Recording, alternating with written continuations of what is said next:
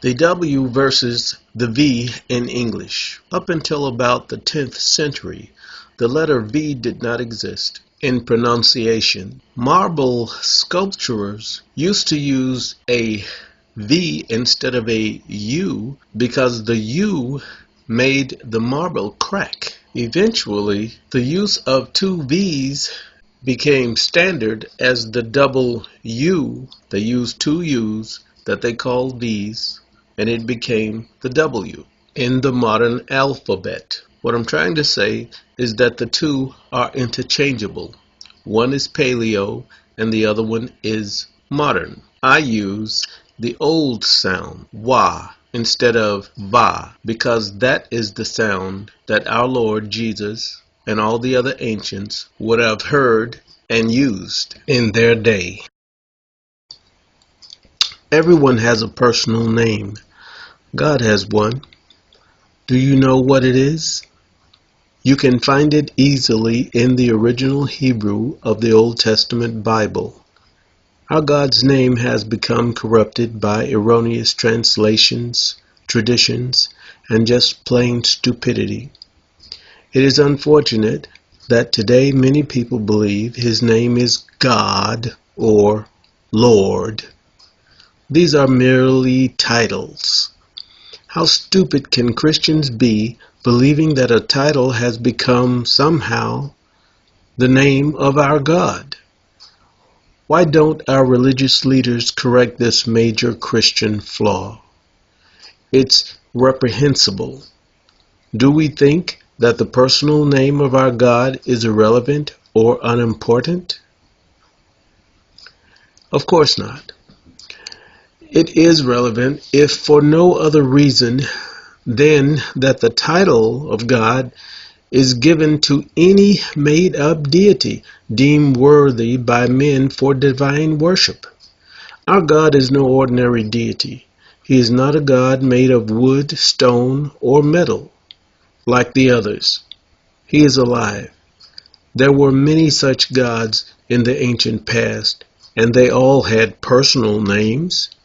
To list a few in alphabetical order, there was An, Baal, Sybil, Dagon, Enki, Fortuna, Gaia, Hades, Ishtar, Janus, Khafre, Luna, Marduk, Nemesis, Osiris, Pan, Quetzalcoatl, Ra, Seti, Thoth, Uta, Vulcan, Zippe, Yam, even Zeus.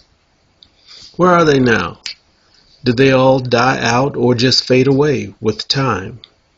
If the names of ancient pagan gods are still well known to us, why is it that almost no one seems to know the personal name of our Christian God?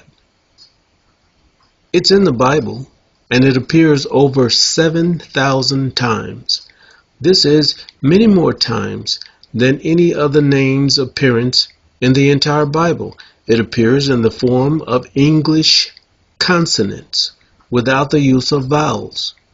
When the Bible was written, Hebrew priests believed the personal name of our God was so sacred it was not to be pronounced out loud. So they substituted the names Lord or YHVH or Yod-He-Vav-He. In Hebrew,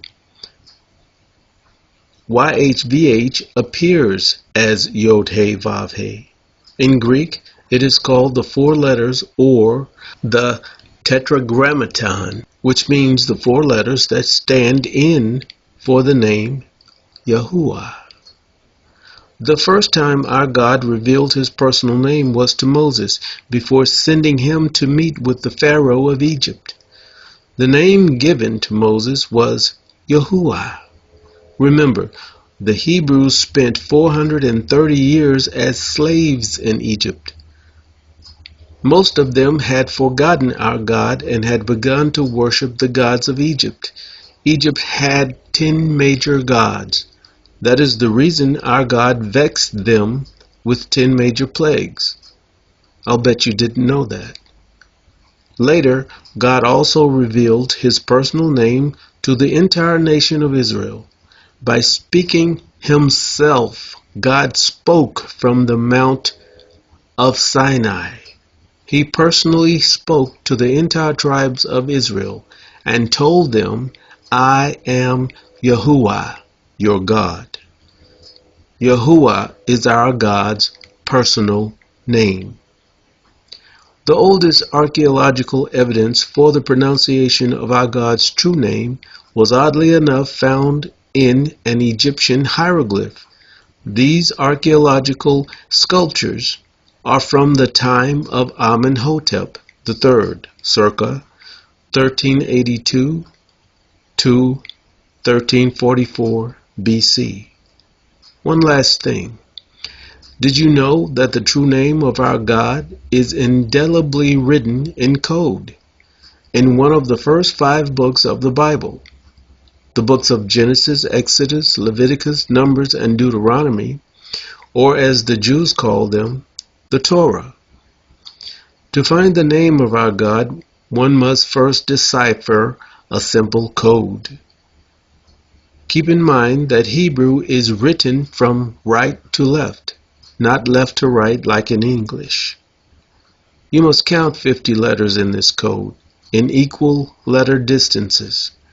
By repeating this 50-letter sequence, you end up on the letters which spell the name Torah. It will spell it forwards and then backwards, except for the middle book. The middle book is Leviticus. The book of Leviticus is where the personal name of our God is found. Beginning with the book of Genesis, begin the count with the first Hebrew letter for T, then begin your count of 50.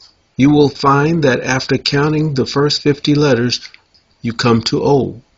Then 50 more, you come to R. 50 more and you come to H. When the first 50-letter sequence is completed, it spells Torah for Torah. Repeat this process for the book of Exodus, and you will get the same results. This sequence will not work for the book of Leviticus, so I would save it for last.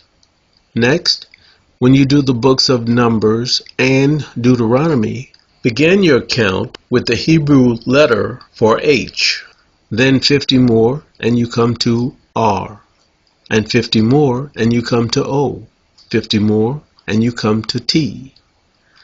These 2 books will have the word Torah reversed from Torh to Hrot.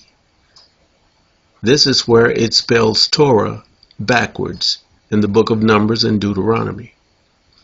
Now, for the center or middle book called Leviticus, you have to do something totally different here. You don't use a 50-letter equal letter sequence.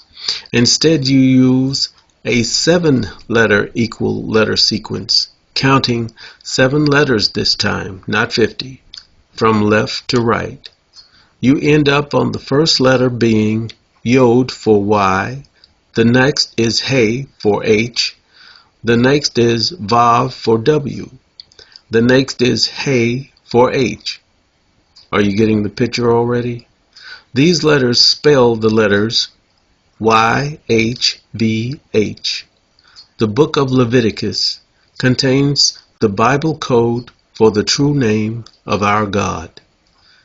His true personal name is Yahuwah. Let there be no doubt. Isn't our God magnificent? Yahuwah. Thank you.